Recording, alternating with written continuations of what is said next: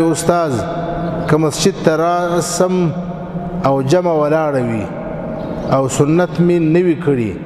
سنت به کوم که به په ملا پسې اقتدا کوم که جمع ولاړه وه د ماپښین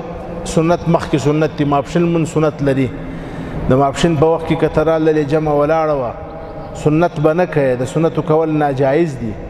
د امام سره به په جماعت کې شریکېږې بیا به تر لمانځه وروسته دا سنت کوې دا یو او که سهار مسجد ته راللې جمع ولاړه وه د سهار په لمانځه کې بیا حکم دا دی چې د سهار سنت دا مؤکد دي زیات مؤکد دي نو هغه به نه پرېږدې نو بیا به څه کوې نو زموږ حضرات علما کرام وایي که دې دا امید و چې زه سنت وکمه تر سنت وروسته بیا هم امام سره اتحیات نیولی سم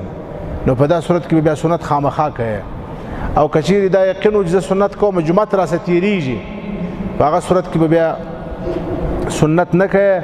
د امام سره به شریکېږې او د سنتو قضا به تر اشراق تر لمر ختو وروسته راوړې چې لمر راوختي بیا به د سنتو قضا راوړې پوه شو اوس په مسله باندې که دې دا یقین و چې زه سنت وکمه جمع نیولی سم په جمع کې یو اتحیات نیولی سم په هغه صورت کې به جمع سنت کوې خو دې ځای کې دا یو شرط دی چې سنت به داسې ځای کوې چې په هغه ځای کې ستا او د صفو په مابینځ کې حائل وي یو تنبیه ته یو ستنې ته به درېږې د دغه سره به نه شریکېږې د صفو سره بعضې خلک دا عمل کوي چې د صفو سره ګډ ولاړ وي د امام سره یو ځای په صفو کې او سنت کوي دا ناروا